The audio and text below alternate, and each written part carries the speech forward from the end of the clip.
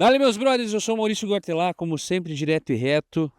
Hoje a gente vai falar dessa maravilha aqui, ó.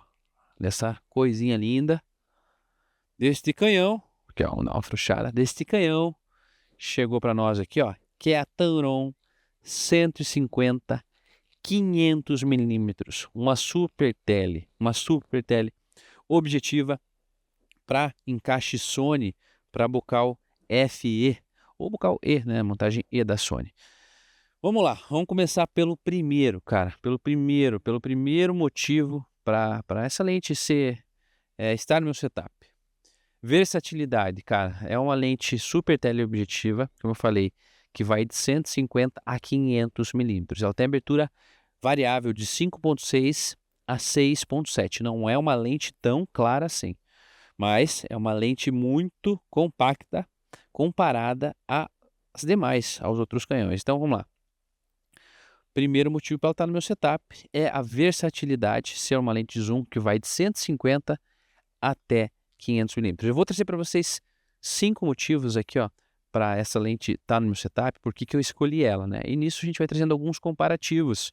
E nesse meio tempo eu vou também colocando algumas fotos para vocês verem, tiradas com essa lente, e alguns takes também. Vou trazer para o final alguns pontos que eu acho negativos, né? Pelo menos alguns pontos negativos também para a gente discutir. Então vamos lá. Primeiro motivo, eu já falei para vocês, vamos para o segundo. Por que eu escolhi essa lente? Se a gente for trazer comparativo de concorrentes, a gente teria talvez a 200, 600 Sigma, excelente também, uma lente excelente, abertura bem equivalente, e a 200, 600 da própria Sony, né? Uma brancona, linda, maravilhosa. Mas de cara, o que essas duas lentes são comparada a essa? Elas têm um pouquinho mais de milimetragem, até 600 milímetros, enquanto essa aqui vai até 500 milímetros, mas o que elas têm a mais também? Ela tem mais peso. As outras duas lentes que são concorrentes, vamos dizer assim, existem outras lentes, né, mas seriam concorrentes a ela, tem pelo menos 200, 300 gramas de peso a mais do que ela. Essa lente aqui, ó, pesa então 1,8 kg. Então, a gente trazer o segundo motivo do porque eu escolhi ela é o peso. O fato dela ser uma lente que não é tão pesada assim, para o meu caso, que trabalho com outdoor, que trabalho com esporte, com natureza, que preciso me locomover a pezão com a lente nas costas, né? Então isso faz diferença, né? Se você precisa de fato ter um equipamento mais leve. Eu saí da Nikon na época, mudei para a Sony justamente porque eu queria ter um equipamento mais leve. Então acho que isso é um fator que para mim conta, né, na escolha do equipamento, na tomada de decisão. Fechou? Vamos para o terceiro motivo de por que essa aqui ser uma opção melhor frente às concorrentes. O preço, velho, ela tá na faixa de $1.400, $1.600. 1.400 se você pegar uma promoção, né? Já as outras, a da Sony tá na faixa de $1.900, quase $2.000, né? Então, e a da Sigma também tá na faixa de $1.800, 1.700. Então, ela também, entre as concorrentes, é a melhor custo-benefício. Ela é mais barata, né? Então, não é uma lente barata. Longe disso, pelo amor de Deus, cara. Isso aqui é um grande sonho, velho. Isso aqui é uma realização de um sonho de vida inteira de ter uma super teleobjetiva, cara. Isso aqui é uma conquista, né, realmente. Então, se você for comparar ela com as demais, eu acho que o que ela entrega de custo-benefício, preço, velho, tá atrativo, né? Porque o mercado oferece, eu acho que ela é bem atrativa. Então, esse é o nosso terceiro motivo, tá? Quarto motivo de por que essa lente tá no meu setup. Vamos lá. Eu já tive antes a 70-200, né? Eu já tive um TC, um teleconversor que eu usava nela. Então ela era uma lente f4 de abertura 200 que eu tinha, 70-200 que eu tinha, com o TC que eu tinha, que era de 2 vezes, ela se transformava numa, praticamente, né? Uma 200, uma 400 milímetros, na verdade.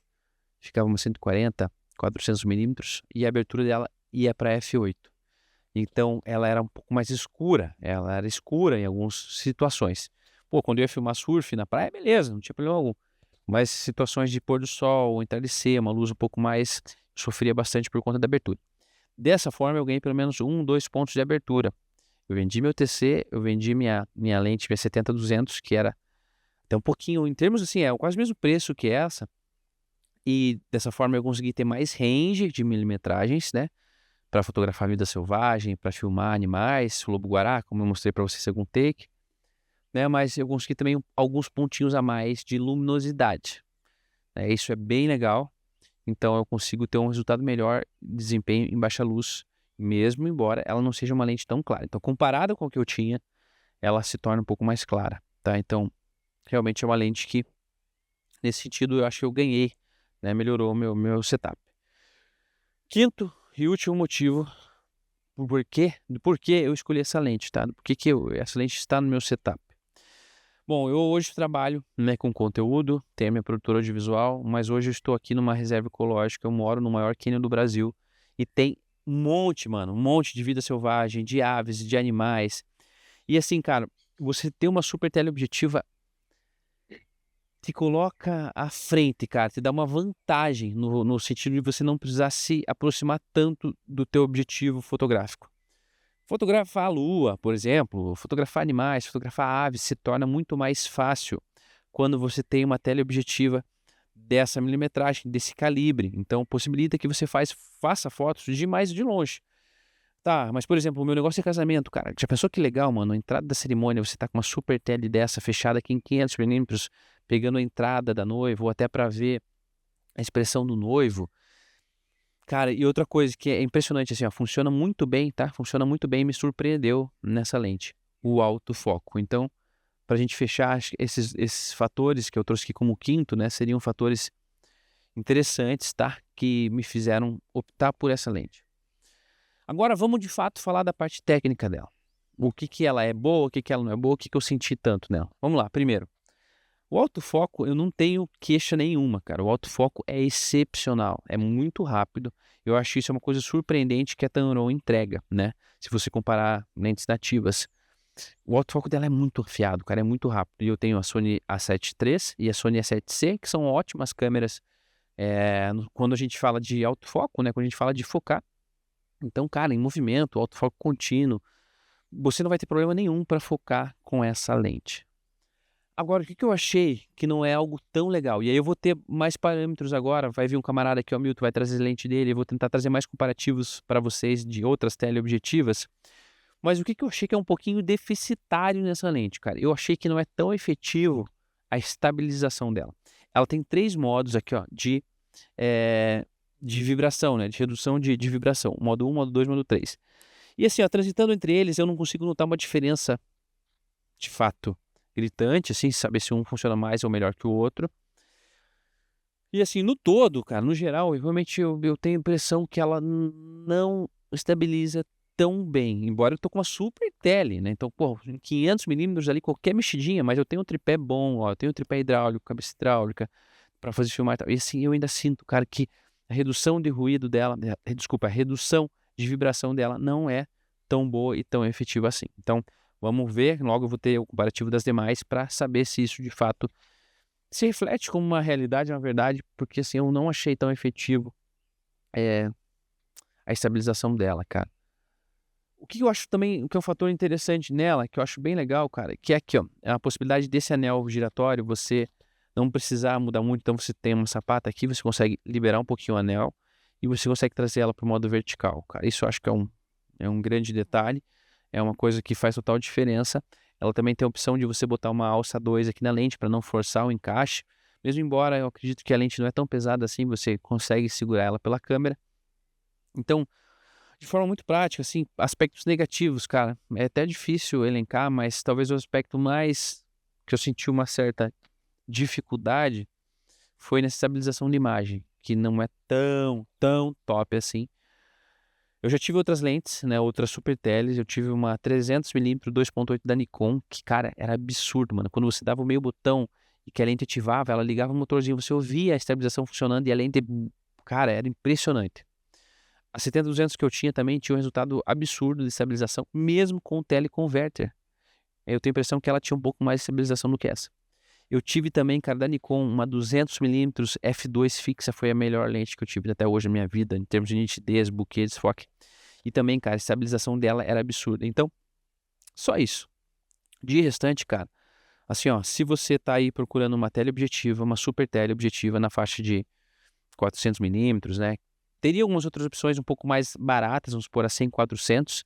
Canon, Nikon e Sony também tem essa opção da 100-400, que é uma lente com tanta qualidade quanto, até um pouquinho mais clara, se não me engano. Mas eu acho que o fato de ter 500mm, 650 é bem legal, bem interessante. E ó, velho, baita lente, tá? Baita equipamento. Ah, cara, uma coisa, tá? Comparada às outras, comparada a Sigma e a própria lente da Sony. Você sente na construção dela, e até por isso ela é um pouco mais leve, né? Que tem muito mais plástico nela. Ela é uma lente um pouco mais de plástico, né? Muitos elementos de plástico, enquanto as outras você sente que é um pouquinho mais, tem mais alumínio, mais ferro, sabe? Mas é um pouco mais pesado até por conta disso. Então, você sente que a construção dela é um pouco mais sensível, né? Parece um plástico bem rígido, sabe? Mas não é nada também depreciativo, assim, que eu acho que vai, com o tempo, se desmontar. Espero que seja uma lente que dure por muito tempo. A construção é ótima, a qualidade é ótima. Minha única ressalva é quanto à redução de vibração. E no mais, você pode se abraçar nessa lente. Ah, cara, um detalhezinho que eu não gostei muito, cara. Aqui, ó. Vou até me aproximar para vocês entenderem. Um detalhezinho que eu não gostei muito. Tá vendo que quando eu puxo em 500mm, ó, eu vou baixar um pouquinho a baioneta, até parece um negócio branco aqui, ó. Isso aqui funciona para você travar a milimetragem, ó. Então você não consegue puxar o zoom quando você está com a lente travada. Só que em algumas situações, mesmo sem querer, que você está girando aqui, peraí, deixa eu travar ela aqui, ó. Em algumas situações que você está girando o zoom, ó, que você quer chamar, chama no zoom, ó, que você quer puxar, às vezes a pecinha vem também, então ele é meio frouxo, ó. Então isso aqui, não gostei muito, tá? Isso aqui eu acho que não, ó, vou dar um foco aqui para vocês entenderem agora, vocês vão conseguir acho que ver exatamente o que eu tô falando. Vou também dar uma cropada ali na edição. Tá vendo isso aqui, ó? Acho que é um anel que trava a lente. Então, eu acho que às vezes ele é meio frouxo demais. Poderia talvez ter um outro sistema, outro botãozinho, que talvez funcionaria melhor. É nóis, meu brother. Muito obrigado por assistir o vídeo até aqui. Espero que você tenha gostado, tenha somado com a tua vida de alguma forma, tenha ajudado na tua escolha, na tua decisão. Não deixe de se inscrever no canal, por favor. Comenta aqui embaixo, dá o joinha, dá o like, que é importante para que essa mensagem chegue para mais pessoas. É nóis. Tamo junto. Falou.